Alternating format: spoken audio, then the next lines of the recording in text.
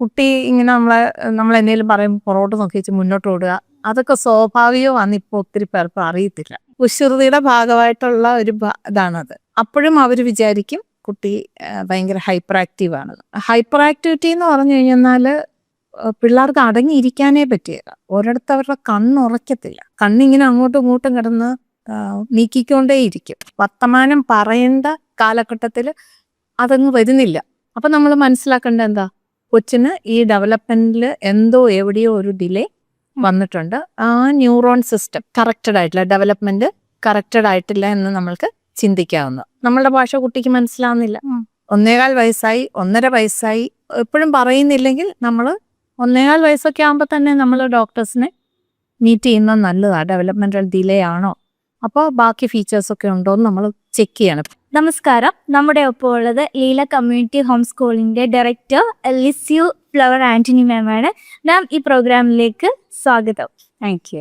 ചില കുട്ടികൾ കാര്യം പറയാൻ ഒരുപാട് താമസം ഉണ്ടാവും. അതേപോലെ പേരൻസ് വിളിച്ചാൽ ഒരു അറ്റൻഷൻ കിട്ടാതെ വരിക, പിന്നെ കുറച്ച് കുറുമ്പ് കൂടുതലുള്ള കുട്ടികൾ. അപ്പോൾ പേരൻസിന് പേടിയായിരിക്കും, ഈ കുട്ടി എന്താ ഇങ്ങനെയുള്ള കുട്ടികളെ നമുക്ക് ക്ലിനിക്കലി ടെസ്റ്റ് ചെയ്യേണ്ട ആവശ്യമുണ്ടോ? ക്ലിനിക്കലി ടെസ്റ്റ് ചെയ്യേണ്ട ആവശ്യമുണ്ടോ എന്ന് ചോദിച്ചാൽ അതിന് കൃത്യമായിട്ടൊരു ഉത്തരം പറയുക പ്രയാസമാണല്ലോ. എല്ലാ പ്രശ്നങ്ങളും ഇതിലേക്കല്ല വിരൽ ചൂണ്ടുന്നത്.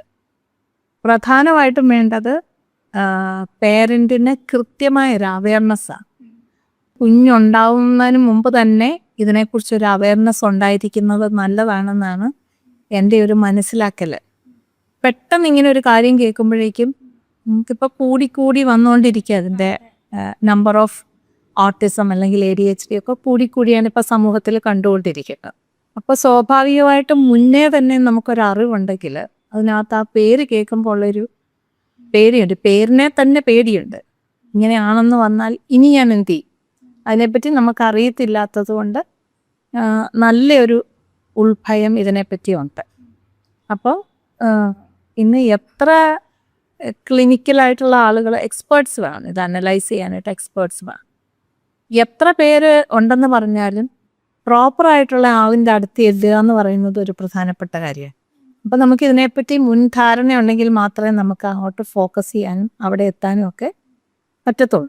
ആളുകളുടെ കാഴ്ചപ്പാട് ഇതിനെപ്പറ്റി വളരെ വ്യത്യസ്തമാണ്. ഇങ്ങനൊരു പ്രശ്നം വന്നാൽ ഇനി അത് പരിഹരിക്കാനേ പറ്റിയല്ല എന്നുള്ളൊരു ധാരണയുള്ളത് കൊണ്ട് ഈ ഭയവുമായിട്ട് അവർ വളരെ അധികം കാലം മുന്നോട്ട് പോകും. ഒരു എക്സ്പേർട്ടിനെ കാണാൻ തന്നെ വൈകും.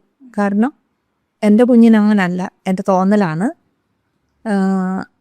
അപ്പോൾ ആരെങ്കിലും 1-2 പേരൊക്കെ അഭിപ്രായം പറയുമോ, കുട്ടിയുടെ അച്ഛൻ സംസാരിച്ചത് വൈകിയാണ്, അല്ലേ നമ്മുടെ പാരമ്പര്യത്തിൽ അങ്ങനെയുണ്ട്, പക്ഷെ അവർക്കൊക്കെ എന്താ കുഴപ്പം എന്നൊക്കെ പറഞ്ഞിട്ട്. അവർ ജീവിച്ച കാലഘട്ടം വേറെയാണ്, നമ്മൾ ജീവിക്കുന്ന കാലഘട്ടം വേറെയാണ്.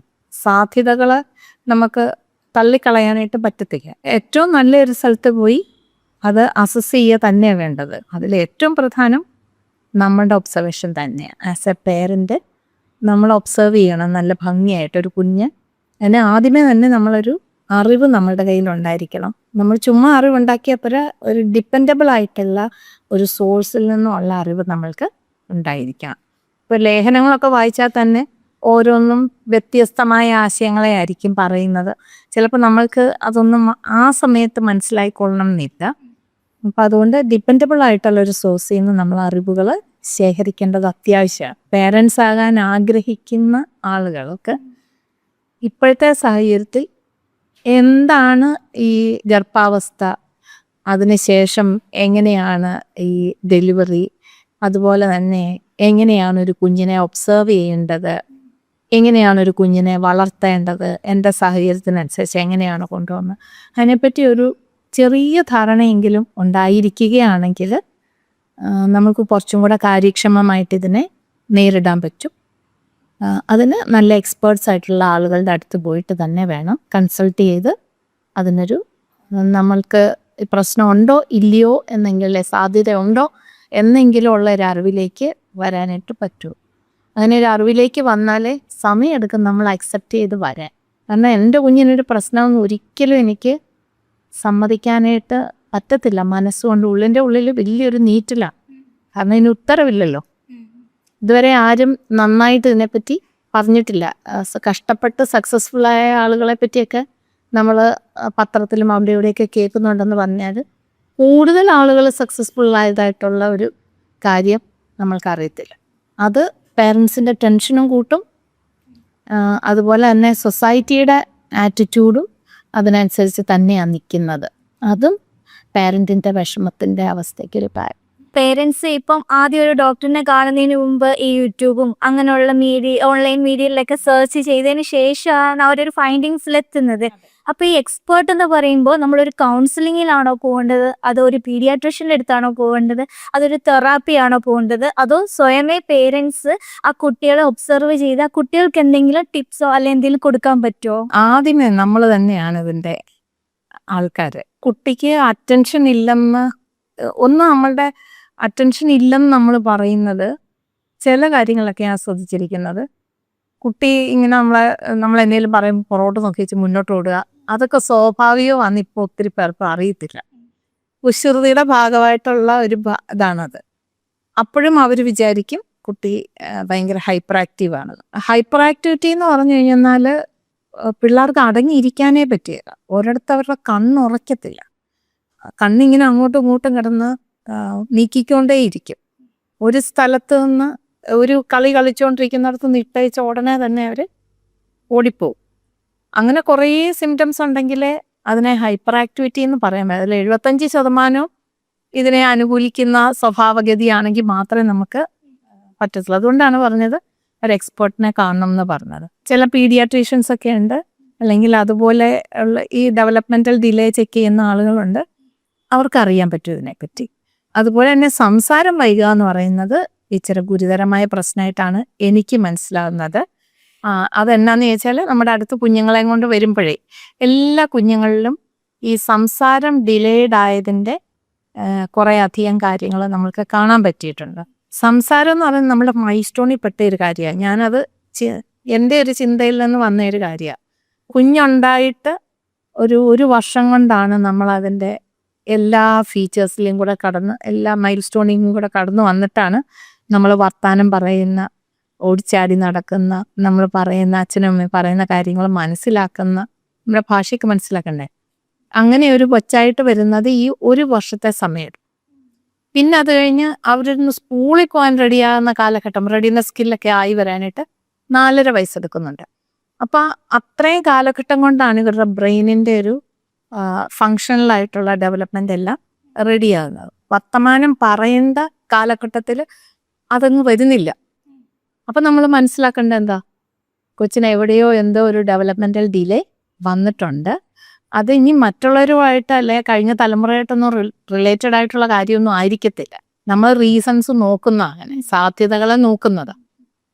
പക്ഷെ ഈ കുട്ടിക്ക് വന്നിട്ടില്ലല്ലോ, സംസാരം വന്നിട്ടില്ല. അപ്പം അതിൻ്റെ അർത്ഥം കൊച്ചിന് ഈ ഡെവലപ്മെൻറ്റിൽ എവിടെയോ ഒരു ഡിലേ വന്നിട്ടുണ്ട്. ആ ന്യൂറോൺ സിസ്റ്റം കറക്റ്റഡ് ആയിട്ടില്ല, ഡെവലപ്മെൻറ്റ് കറക്റ്റഡ് ആയിട്ടില്ല എന്ന് നമ്മൾക്ക് ചിന്തിക്കാവുന്ന. അപ്പോൾ കുട്ടിയെ സംസാരിക്കാനുള്ള, നമ്മളുടെ ഭാഷ കുട്ടിക്ക് മനസ്സിലാവുന്നില്ല.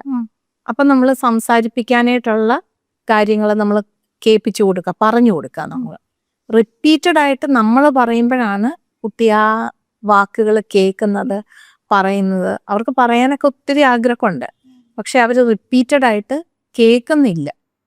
നമ്മൾ കൊച്ചു വർത്താനം പറയാതെ വരുമ്പോൾ തന്നെ നമ്മൾ ടെൻസ്ഡായി കഴിഞ്ഞു. പിന്നെ നമുക്ക് ശ്രമിക്കാൻ ഭയങ്കര പേടിയുണ്ടെന്നാണ് എനിക്ക് തോന്നുന്നത്. അപ്പോൾ റിപ്പീറ്റഡ് ആയിട്ട് പറയുക, കേട്ട് കേട്ട് കേട്ട് അവർ പറയുന്നില്ല. ഒരു ഘട്ടം കഴിഞ്ഞിട്ടും പറയുന്നില്ല. 1.25 വയസ്സായി, 1.5 വയസ്സായി, എപ്പോഴും പറയുന്നില്ലെങ്കിൽ നമ്മൾ 1.25 വയസ്സൊക്കെ ആകുമ്പോൾ തന്നെ നമ്മൾ ഡോക്ടേഴ്സിനെ മീറ്റ് ചെയ്യുന്നത് നല്ലതാണ്. ഡെവലപ്മെൻറ്റൽ ഡിലേ ആണോ, അപ്പോൾ ബാക്കി ഫീച്ചേഴ്സൊക്കെ ഉണ്ടോ എന്ന് നമ്മൾ ചെക്ക് ചെയ്യണം. ഇപ്പോൾ യൂട്യൂബൊക്കെ നോക്കുമെന്ന് പറഞ്ഞില്ലേ, അപ്പോൾ നമ്മൾ ബാക്കി ഇതിൻ്റെ ഫീച്ചേഴ്സൊക്കെ ഉണ്ടോ എന്ന് നോക്കണം. അങ്ങനെ യൂട്യൂബ് നോക്കി മാത്രം പോകരുത്. എല്ലാത്തിനും കണ്ടിന്യൂസ് ആയിട്ടുള്ള ഒരു കാര്യം അതിൽ കാണത്തില്ലല്ലോ. അപ്പോൾ അറിയാവുന്ന ആളുകളുടെ അടുത്ത് പോകുന്നത് നല്ലതാണ്. ഇന്നപ്പോൾ ഒബ്സർവ് ചെയ്തുകൊണ്ട് പോയാൽ വളരെ എളുപ്പമാണ്. എൻ്റെ കൊച്ചിന് അടങ്ങിയിരിക്കൽ, അപ്പോൾ ഇതിൻ്റെ സിംറ്റംസ് ഉണ്ടല്ലോ, അടങ്ങിയിരിക്കുന്നില്ല, അല്ലെങ്കിൽ ഒരേ കളി തന്നെ റിപ്പീറ്റ് ചെയ്ത് ചെയ്യുകയാണ്. അങ്ങനെയൊക്കെ ഇപ്പം ഞാൻ കെട്ടിപ്പിടിക്കാൻ ചെന്നാൽ കെട്ടിപ്പിടിക്കാൻ സമ്മതിക്കുന്നില്ല. അപ്പോൾ സിംറ്റംസ് ഒക്കെ ഉണ്ടെങ്കിൽ അത് ഓട്ടിസത്തിലേക്കാണ് പോകുന്നതെന്ന്. അപ്പോൾ അവർ ക്വസ്റ്റനെയർ ചോദിച്ചിട്ട് അതിന് ക്വസ്റ്റനെയർ ഉണ്ട് ചോദിക്കാൻ. അപ്പോൾ അത് അമ്മയിൽ നിന്ന് ചോദിക്കുമ്പോൾ തന്നെ അവർക്ക് മനസ്സിലാവും. പക്ഷെ നമ്മൾ ഒബ്സർവ് ചെയ്തിരിക്കണം പേരന്റ്. അപ്പോൾ എളുപ്പമാവും, അവർക്ക് കണ്ടുപിടിക്കാനായിട്ട് എളുപ്പമാവും, പരിഹരിക്കാനും എളുപ്പമാവും. നമുക്ക് വേണ്ടിയിട്ട് ഒരുപാട് അറിവുകൾ നൽകിയ മാമിന് ഒരുപാട് നന്ദി. Thank you.